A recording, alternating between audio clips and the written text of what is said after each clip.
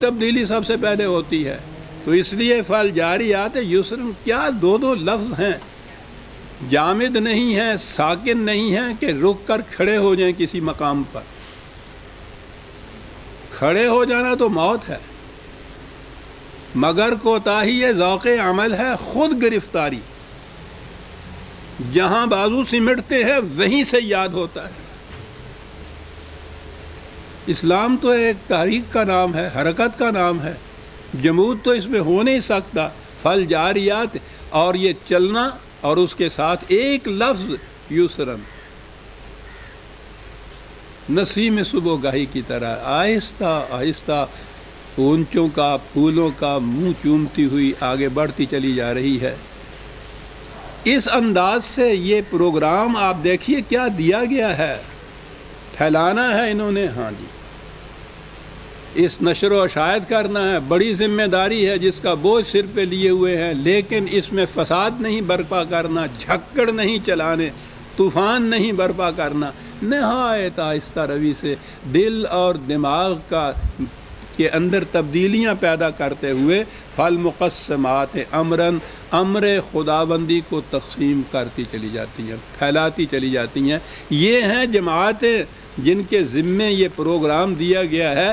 ان جماعتوں کی ایکٹیویٹیز، ان کی نقل و حرکت، ان کے پروگرام یہ اس بات کی شہادت دیتے ہیں کہ انما توعدون لصادق، جو کچھ تم سے کہا جا رہا ہے کہ یہ ہو کر رہے گا وہ سچ پر مبنی ہے. اور اس کی شہادت ان جماعتوں کی موجودگی، ان کے پروگرام، ان کا نظم و نسق دے رہا ہے کہ یہ ہو کر رہے گا. آپ نے غور فرمایا کس طرح سے پچھلی آیت کی پچھلی سورت کی آخری آیات اور آنے والی سورت، سیاق اور سباق اسی کو کہتے ہیں کہ ان کے اندر رکھ کے آپ دیکھیں گے قرآن کریم ایک مربوط کتاب ہے. اس میں ربط ہے، اس میں آیتوں میں بھی ربط ہے، ان میں سورتوں میں بھی ربط ہے. تو یہ ایک پروگرام ہے جو دیا گیا کہ یہ اس پہ شاہد ہیں یہ چیز کہ وَإِنَّ الدِّينَ لَوَاقِعٌ. الدین کے معنی مکافات عمل ہوتا ہے، انقلاب عظیم ہوتا ہے. یہ واقعہ ہو کر رہے گا. اور چونکہ معاف رکھیے، یہ واقعہ ہوتا ہے غلط نظام زندگی پر چلنے والی قوموں کے اپنے اعمال کا نتیجہ ہوتا ہے.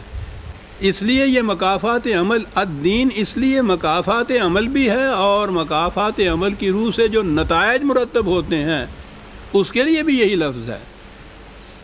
اس نظام کے لیے بھی یہی لفظ ہے جو خدا کے قوانین کے مطابق قائم ہوتا ہے.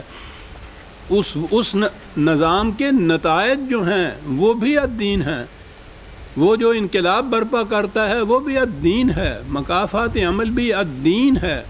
بڑا جامع لفظ ہے عربی زبان کا یہ کہ یہ واقعہ ہو کر رہے گا. یہاں تو یہی ہے کہ وہ انقلاب جس کے متعلق تم سے بار بار کہا جا رہا ہے وہ واقعہ ہو کر رہے گا. عزیزان من ذرا دیکھیے تو صحیح، دنیا ساری کی تاریخ میں مدنی زندگی 17 حضور کی 10 سال کی ہے. 17 یا 7 یا 8 سال کے مختصر ترین عرصے میں یہ پورا نظام قائم ہو گیا تھا، یہ پورا انقلاب واقعہ ہو گیا تھا. 22 لاکھ مربع زمین پر تو حضور کی زندگی میں ایک مملکت قائم ہو گئی تھی. ان عربوں میں جنہوں نے حکومت کا لفظ بھی نہیں سنا تھا اس سے پیشتر، وہ اس کے تصور سے ناآشنا تھے، ان میں یہ چیز قائم ہو گئی تھی. یہ کتنا بڑا عظیم انقلاب ہے. اور وہ 7 سال کے اندر گنائے گئے ہیں یہ جن کو وہ چھاپا مارنا اور بڑے بڑے جنگ غزوات جن کو کہتے ہیں، ان کو ملا کے 80-82 کے قریب یہ بنتے ہیں. اور دونوں طرف سے 1000 کے قریب جانیں گئی ہیں. اور یہ انقلاب آ گیا، اتنا بڑا انقلاب. اور دائیں بائیں ایران جیسی سلطنت، بازنطینی روما جیسی سلطنت، وہ اتنی عظیم سلطنتیں دائیں بائیں ان کی مخالفت پہ لیے کھڑی ہیں. انہوں نے سرحدوں کے اوپر ایسے ایسے امراء مقرر کر دیے تھے کہ جو ہر وقت ان کے لیے خطرے کا موجب بن رہے تھے. یہودی اور یہ منافق بدوؤں کے وہ ملک کے اندر موجود تھے، خاص طور پہ یہ یہودی، ان کا شروع سے ہی قاعدہ یہ رہا ہے، بدترین دشمن اسلام کے یہ اندر موجود ہیں مدینے کے۔ اندرونی حالات ایسے ہیں، بیرونی خطرات ایسے ہیں، تصور وہ ہے کہ جو عربوں کے ذہن میں بھی نہیں کہ ایک منظم حکومت کسے کہتے ہیں، جانتے ہی نہیں تھے یہ، اور پورے جزیرۃ العرب کے اوپر اتنے عرصے میں اور اتنی لڑائیاں بھی ساتھ لڑی جا رہی ہیں۔ تو آپ دیکھیے کہ یہ انقلاب، اس کی مثال دنیا کی تاریخ پیش نہیں کر سکتی۔ مغرب کے مورخین بھی اگرچہ بڑا تعصب سے کام لیتے ہیں، لیکن مجبور ہو جاتے ہیں یہاں آ کے یہ اعتراف کرنے پر کہ اتنا پیسفل انقلاب اور اتنا عظیم انقلاب دنیا کی تاریخ میں نہیں ملتا۔ ان الدین لواقع، کیسے ہوا صاحب؟ اب آئی اگلی بات، وہ فطرت کا قانون یا فطرت کے شواہد میں ایک بات عظیم چیز ہے عزیزان من۔ والسماء ذات الحبک وَإِنَّكُمْ لَفِي قَوْلٍ مختلف۔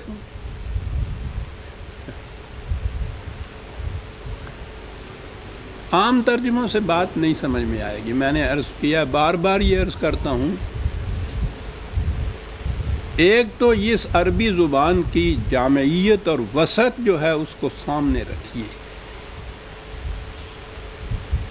یعنی ذہن باور ہی نہیں کر رہا، اور ہم تو ایک طرف جو مستشرقین جنہوں نے اس علم اللسان پہ اتنی تحقیق کی ہے وہ بھی انگشت بدندہ رہ جاتے ہیں جب عربی زبان کی وسعت پر غور کرتے ہیں کہ کیا زبان سے دنیا کی کوئی زبان اس کا مقابلہ ہی نہیں کر سکتی کنٹمپریری اس زمانے کی زبانوں میں بھی جب انہوں نے مقابلہ کر کے دیکھا ہے۔ پھر اس کے اندر الفاظ نہیں ہیں، کانسیپٹس ہیں، تصورات ہیں یہ۔ والسماء ذات الحبک، اب یہ حبک کیا ترجمہ اس کا کوئی کیا جائے گا؟ میں پھر عرض کروں عزیزان من، پتہ نہیں زندگی کب تک ساتھ دیتی ہے۔ قرآن کریم کو سمجھنا ہے تو قرآن کریم کے یہ جو الفاظ ہیں جن کو مفردات کہتے ہیں، ان کے بنیادی معانی کو سمجھیے۔ میں خود اپنی زبان سے نہیں کہا کرتا کہ کچھ اچھا نہیں لگتا یہ کہ صاحب میں اپنی کتاب کے متعلق کچھ کہہ رہا ہوں، لیکن جب وہ واقعہ ہے اور میں سمجھتا ہوں بخل ہوگا اگر میں اس کو چھپاؤں۔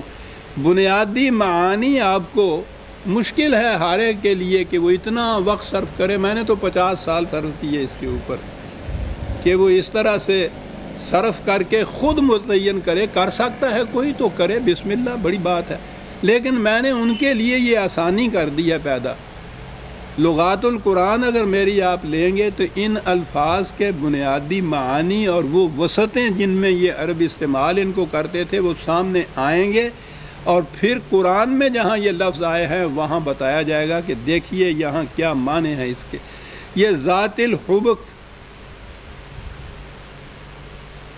وہ تو 1400 سال کی بات ہے، شاید ابھی 200 سال پہلے بھی علم الافلاک کے اسٹرانومی کے اتنے بڑے ماہرین جو ہیں مغرب کے، ان کے ذہنوں میں یہ بات نہیں آئی ہوگی۔ ایک لفظ حبک کے اندر عزیزان مان انسان وجد میں آ جاتا ہے کہ یہ قوم انہوں نے یہ زبان بنائی کیسے تھی سر۔ حبک کوئی شے جو پہلے اکٹھی ہو اس کا بکھر جانا، الگ الگ ہو جانا، اور ان میں سے ہر ٹکڑا ایک الگ منزل کی طرف رواں دواں رہنا، یہ دونوں چیزیں اس لفظ کے اندر تھیں۔ سما آسمانی کرے، ان کے متعلق کہا یہ آپ کی لیٹسٹ تحقیق جو ہے علم الافلاک کی وہ یہی ہے کہ یہ ساری کائنات اور جتنے بھی ستارے اور سیارے اور یہ کرے نظر آتے ہیں یہ شروع میں ایک نیبولا کے فارم میں کٹھے تھے، سارے ایک ہی ماس تھا، یہ الگ الگ نہیں تھے۔ پھر اس میں جیسے چھینٹے اڑتے ہیں، میں تفصیل میں نہیں جا سکتا، بات تو بڑی، جیمز جین کی کتابیں آپ دیکھ لیجئے، چھینٹے اڑتے ہیں اس طرح سے اڑے، اور یہ بڑے بڑے قرے جو آپ کو یہ سورج اور چاند اور ستارے اور کہکشاں نظر آتے ہیں، یہ اس نیبول